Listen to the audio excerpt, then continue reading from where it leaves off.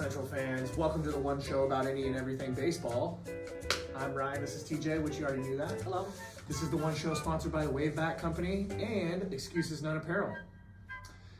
Very nice looking hats that we have here at Savvy. Do you have to be an athlete to wear Excuses None? Absolutely gear? not, no. So what does it exactly mean to wear? I think Excuses None is a mantra or a metaphor for people to live their life. Got a job, I got to be there at 9 o'clock. You can keep hitting that snooze button and then maybe call in, I'm gonna be 5 minutes late. I just, my toe's broken. Yeah, I might be 25 minutes behind. Right, that's called an excuse. That's an excuse. Yeah. We're on episode number 4, guys. Season number 2. Well, BC. Great logo. Love the black and white. Who did those logos? Sir. Jeff did them? Jeff did them. Mr. Jeff Stone. Quick shout out. He's basically created all the artwork as far as BC artwork, apparel stuff. He's stickers. He's my guy. Thank goodness for Jeff, man. Jeff, you're awesome. Yeah, he's amazing. He started sending me stuff like 10 years ago. Yeah. And he hits it out of the ballpark every single time on everything, on all the. It's just I don't really want to talk about him too much because no, Jeff, he's my guy. Jeff, you're coming to the next art show. Oh, he's Enots Design. Enots. Check him out on Instagram. A lot of cool stuff. Love the designs he makes. They're really beautiful. We've actually got something kind of interesting now here at Baseball Central. TJ went out and bought himself something kind of fun. Well, I'm borrowing it. Okay, it's I'm sorry about the story. It's kind of, well, no, but you're right. Go ahead, continue. But it's I haven't had to spend really any money on it yet because it's pretty pricey. Yeah, this is something that spends a little bit of your wallet because it's technology, and all technology is expensive. Technology. So we got a HitTrax here at Baseball Central. We'd love for you guys to come down and see how hard you can hit one. Okay, right now the record is the highest pitch or tee or any swing that has been taken here at Baseball Central off the HitTrax is. For wood bat, it's 100 miles an hour. Who did that? Mr. Derek Marshall Jr., who we've had on the show. D-Marsh, big D-Marsh. We saw him last time. He popped a hundo with, by the way, wave bat? With a wave bat. Damn. So, and he liked it. So harder than Marucci and Sam bats, huh? Jeez. I don't know. They're actually pre-rolled. We will pre-roll your bat out so it's compressed when you get it, just correct. Like Marucci. Or boned, or a bone rubbed, whatever. Rub, yeah. And then the highest metal bat is by our one and only Chandler Flores, who popped a 107.4 or something. Chandler hit 107 with a 107, yeah. Whoa, dude. Yeah.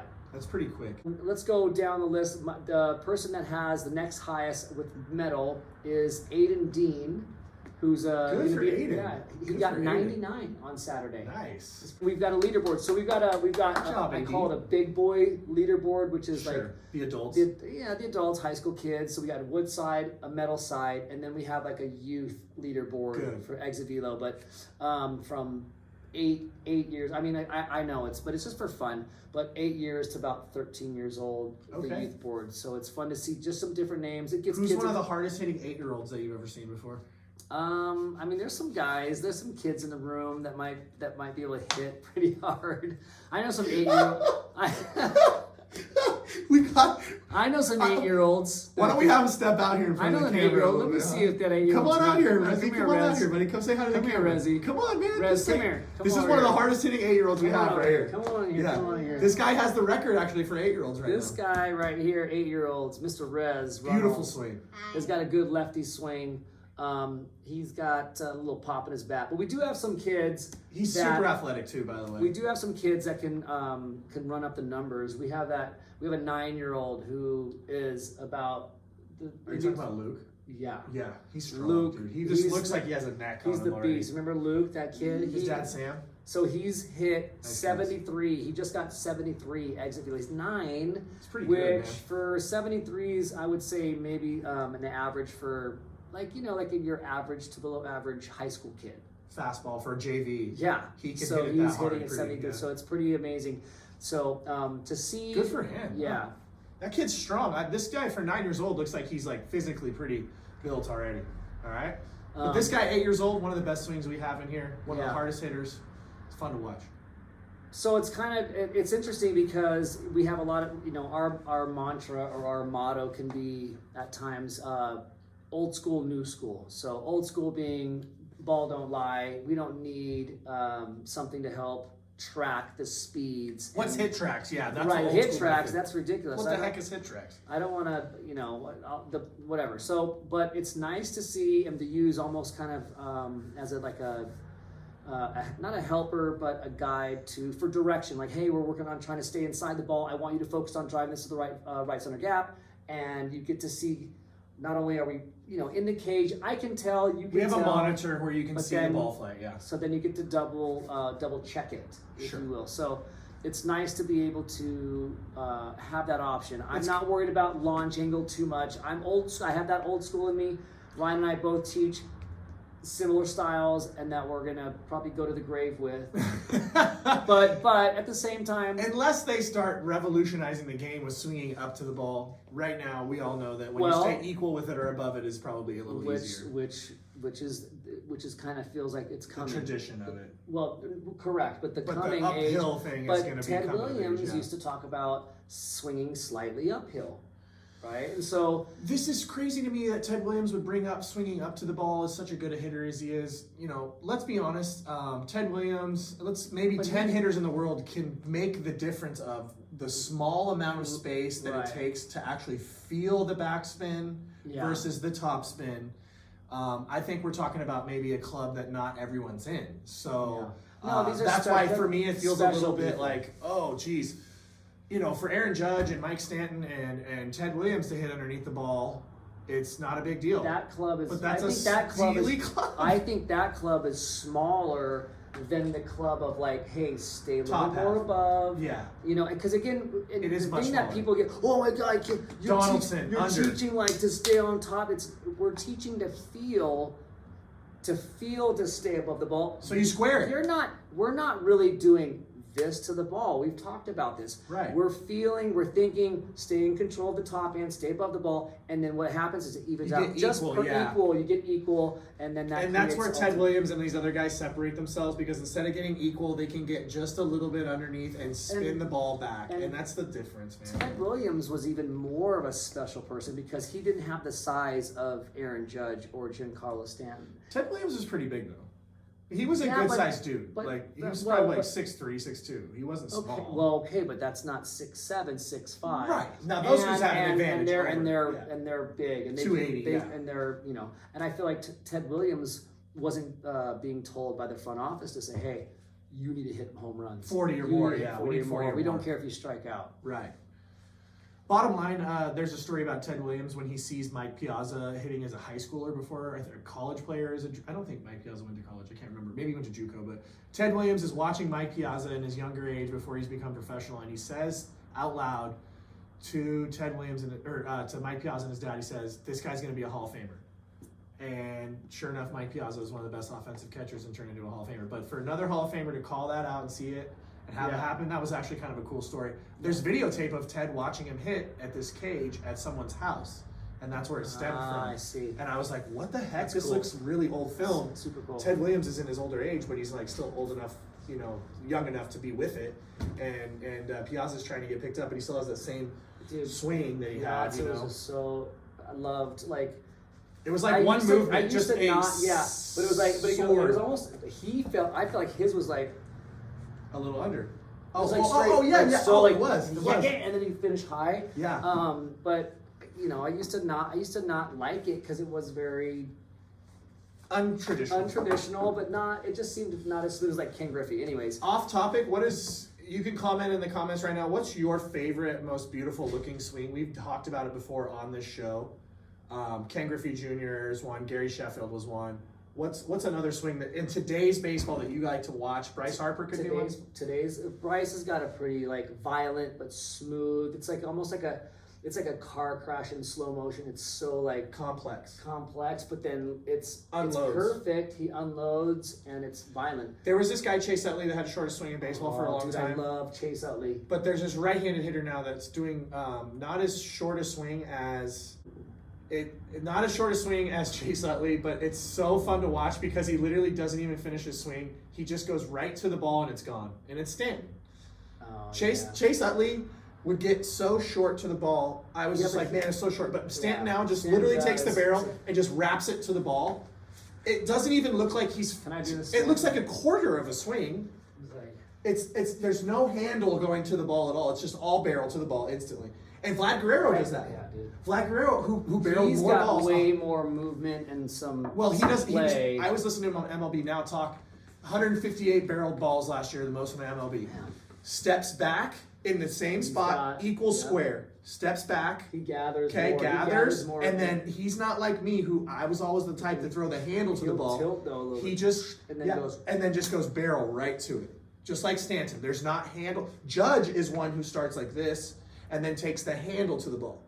That's not how Stanton and Guerrero hit. They hit with their hands back, and then the first thing that goes is this part of the bat, the barrel, to the ball instead of the handle. You see what I'm saying? Teacher, man. I don't want to get into that right now. We don't want to talk That's about a whole lifting. other topic. Don't lift the ball. There's, look, my profession is to help ball players get better. That's what we do. I was fortunate to be around the game for a really long time before I had the opportunity to play professional baseball, and just growing up in the game. And so a lot of it still has that old school feel of like hands, but there's a lot of newer methods, hitting, which they call gurus and whatnot. And again, I don't knock it because there is a new way of teaching. There are new different formulas and different drills you can do that can help certain things. Split grips, like kind of new, you know. And I get it, like with some That's a newer drill. backhand. But again, I take a little bit of everything and what helps you as a hitter, what you're going to produce. Yeah, if you're tall enough to stay above the ball and you're heavy enough to get up underneath it and pop it up and still hit a homer, exactly. Then good for you. Right. If you're not, you might want to come see TJ and I at Baseball Central to learn how to do it the correct way. For guys that need to understand it that way, guys who can be big and strong and underneath the ball, then God bless you. We love watching you get up underneath it. But those guys even before that had to swing down still through to that understand. approach of as far as understanding your hands and just the overall approach of how to stay through it. So again, when we mean above the ball, we mean that you're going to start above so that when you finish, you're equal. Yeah, instead of being here. Yep. This is where Judge and Stanton and these other guys can get up underneath it and still backspin it out. Right. TJ and I, at our age and strength, might want to stay above the ball so we can create this kind of angle. See these angles I'm creating? Yeah. These are launch angles, all right? And if we can create the right angle off velocity, that hopefully will carry the ball over the fence. But right now, I don't want any of you young hitters worried about home runs. I think the number one most important thing is contact, and we need to make more of it. Because baseball... Line drive contact. Perfect your swing. Have a line drive approach. You'll grow into your power. You'll grow into your drive, right? Those guys in the major leagues are getting paid to do that. Try and hit home runs. If you go 0 for 4 with 4 flyouts, thank you. Good job. Do not try and hit singles. Do not bunt, or else. It's not. I have to come out and say something about the bunting thing. TJ doesn't listen to talk radio like I do, so I listen to the Dodgers 570 radio. Apparently, the Dodgers at practice have been spotted bunting against the shift. And that, thank you. And then check this out. This is what's coming, they're saying. Thank In you. the Dodger locker room, since the Giants have been adamant about this, like bunting against the shift. Please. Small ball is about to come back into baseball. So all these home runs and strikeouts, that's not going to matter again. It had its 10 years of baseball where it was important. But I hear the Dodgers and the Giants and a couple other teams are working on bunting against the shift, and they're actually looking to go back to playing small ball again, where contact, getting the guy on, getting him over, and getting him in by bunting and contact. It's not about a swing and miss anymore. I know that's what's going on right now with guys in this season, but by 2025, it'll be back to the teams like the Giants and the Royals where they bunt a guy over to win the game. Think about the strategy of that as a defense. You know, if you got this guy now, they're starting to bunt on us. They're starting to do the small ball. Now they're going to start throwing now pitch to contact. They're not going to be getting as much. If 106. 106, I'm just going to kind of lose, and it's like I know that they're going to be trying to take a hack. Now that I think it's going to be just better. Let me drop it down and hit my spot, and right. if he happens to put the ball in play more successfully, we're going to see defense is going to matter more than anything else because the shift is going to go away next year, and now you're going to have to stay in your position. Yeah. And we're going to go back to real baseball where I think this moving the runner over by shifting the infielders, by using the bunt to shift the infielders, instead of us playing a shift, they're just going to move guys over with bunts instead like we used to do. And this is where the game got a little bit sideways for 10 years. It's just all swing and misses or all home runs. If you're a 40 home run guy, great, but you hit 220, awesome. Yeah. Well, real baseball, we know the MVPs are hitting 330 with 30. Yeah. You know what I'm saying? Let me ask you a question though. I mean, it's always about harder, faster, everything pitching wise.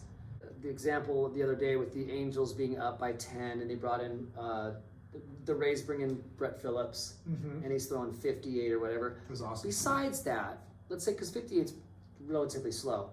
Do you feel, and this was, I've always thought, like, why don't major league teams, let's say you got your starter goes 3, 4, 5 innings and he's at like 90 to 100.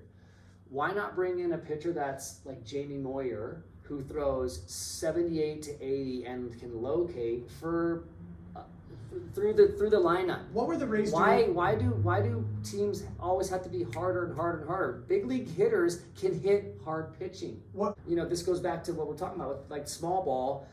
Bring in someone that throws just. What I think you're alluding to is piggybacking. If you have a pitcher like Jamie Moyer that's a starter that can go 6 innings, that's bomb. But you have a 6-inning Walker Buehler that throws Ched before. Why not piggyback them? 4.5, 4.5. Correct. Or 5 and 4. Or have Walker Buehler go 5 or 6, and then Jamie goes for 2. No, just and then bring back somebody in that has something firm, just to keep people. I mean, it's all about keeping people off balance, isn't it? Yeah. The hardest thing now is to find bullpen guys that do throw to the spots instead of throwing so firm. So hard. That's typically, you know, the Brewers tend to have a pretty decent bullpen. That's why they hang in the playoffs. When you have a good bullpen, if you don't have great starting pitching and you have decent hitting, you can get away with that bullpen later by keeping you in the game. Dodgers typically, and I'm not disrespecting them, I just don't think the bullpen's the strong front of the team. I think the offense and the starting pitching is second, offense first. How many games do the Dodgers look like they're out of and all of a sudden offensively they get back in it? Doesn't mean that it's every season, but for the last 7 seasons I've watched them, maybe 3 of them, they jump back in games pretty quickly with their offense. So, hey, we're back talking Dodger baseball. We want to talk about some of the best players on Dodgers team. 25 wins or more 25 right now. wins. About 10 losses maybe. 25. It was 12? 25 and 12. Wow, 25 and 12. I nailed it. Betts looking good. Betts is looking... Cody Bellinger looking up and down. A little up and down. TJ, who do you love on the Dodgers? Could be any one of those guys. I like Turner because I like the way just his hustle. I like the way he plays. I like Mookie Betts. I like Cody Bellinger because again I got a chance to scout him when I went to scout school. So there was just kind of that tie from early on, and so I'm kind of root for him to kind of at least continue what he has done early on in his career. He was a 2019 MVP, yeah. Right, and a rookie of the year. So, Trey Turner's having a great start. Yeah, Austin Barnes up and down, not bad, not great, but getting better. Will Smith getting better. They're all doing like not bad. It's their Muncy started out hardcore down because that injury I think didn't help, but he's figuring it out. Pitchers are doing well. Gonsolin's 4-0, right? Buehler 5-1. Nice. They've been picking up. So yeah, they look good. I mean, but they're hanging in there. San Diego's knocking on the door as always. I think that's going to be now a rivalry for. Well, they're saying NL West everybody's above 500, and the only team that's close to 500 or just above is the Rockies. But at least they're above. Rockies and Arizona both dipped down by a game, I think, from 500. Okay. But it's still strong. It's still strong. We just want to give you guys a friendly reminder to check in and leave a comment on all our episodes if you'd like to receive a wave bat. Yep. No, that's not target marketing, and no, it's not advertisement. It's just me remembering to let you know if you want a wave bat, a nice, cool one designed where it's like see, we use it like a tattoo here. You come to TJ, you tell him what design you want. He shows you kind of a little bit of an illustration of what you want, and then boom, we turn it into this right here. Ruins it. No. We turn it into liquid gold. Liquid gold, yeah. So please just comment, give us a shout out. Even on our 3rd episode, this is our 4th episode. The 3rd episode, if you just were the first comment, I think that you would win the mystery tin can, which has a bunch of good stuff. I think it was $1,000 hairs, which. Yes, $1,000 hairs. Teams that are doing well, the Mets right now, surprising Mets are still people. Hot. Yeah. White Sox, not so hot right now. So hot. Hurts my feelings. I had them as a choice this year with all the talent they have. Yankees on fire. They had won 10 games in a row. Yankees staff is unreal though. Too. Yeah, well, you're looking at everybody on that team is a pro. They're not rookies. Red Sox taking a ginormous grande Mahone right now. But they're chipping. They're trying to chip, and They I'm gonna always stick with will. them. I'm gonna stick with them. They're chipping away. But Give them some time to maybe get back in the race, but right now they're out of it. the one team that we were scared about, well, as far as like what's happening was Cincinnati, and they've got it. They're 11-26 now. Well, they were talking on the radio like this team was going to break the record for most losses. Like it started out. They were. Yeah. I mean 3-20 or something to start. Scary. Can you imagine if That's they scary. were like 10-100? Could you imagine being the manager of that team or the 10-142 or 152? Ooh, God. Could you imagine being the manager or the owner of that team that year? Holy cow, that'd be embarrassing tough. That'd be tough. The Dodgers holding it down. Yeah, I think there's a couple guys that are going to make the All-Star team for the Dodgers for sure. Probably, I'm thinking Betts will make it. Trey Turner looking like he has a chance right now to make it. Buehler will make it. Gonsolin will make it. Yeah, if they can continue what they're doing in this first half. But some of you guys might be curious about what this all-black bat is out here, wave bat we have out. It's got a very neat design. I'm going to let TJ explain what's going on there. Okay? Yeah, man. So this, again, a lot of the wave bats, all the wave bats are pretty much one of one. There might be some similar colorways or something that kind of looks somewhat familiar. These right here, right? These special design. These are the old dinos. Little dino Straight design from a here. video game we used to play called Turok as kids. Oh my God, right? Looks like raptor claws went through it. Everything that you guys are going to get for the most part is one of one, and this is a special, our first artist edition, the Tank Girl edition here. And if you can see, is one of one edition bats going to be the next hottest thing? I mean, I think it should be. Like, why would you not want something so Fear special? of God sweatshirts. There's only going to be one of those. There's only one Tank Girl bat. Only one Tank Girl bat. But on there as well. Keep your eye out for more wave bats and giveaways, because as much as Ryan doesn't want me to give them away, I want to give them away. Look, I want to give you all the bats in the world that we can, but the bottom line is we would like to keep them exclusive to one of one designs. Yeah. I'd like to just see only a few of certain designs leaving. We can't mass produce them, so we're going to probably just be making special editions for you guys. Yeah. Hopefully you can collaborate with us like a tattoo on what you want to make your bat into. If you guys are an artist or an aspiring artist that would like to do a collab, let me know. I can ship you a bat. And we can feature you on the show. Absolutely, that would be amazing. So maybe some of our artists that we've had, like Hide or someone or Jeff, or the Jeff would be. We got a ton of artists that we could feature, but we want you guys as fans to check in and let us know if you have a bat you'd like to design. We could send you a blank and let you have at it, and then feature you here on the show. That's gonna be amazing. Sounds like a plan, guys. Yep. Thanks for tuning in tonight, guys. Thank you so much. Episode 4, Season 2. We're out. Peace. Spin it around.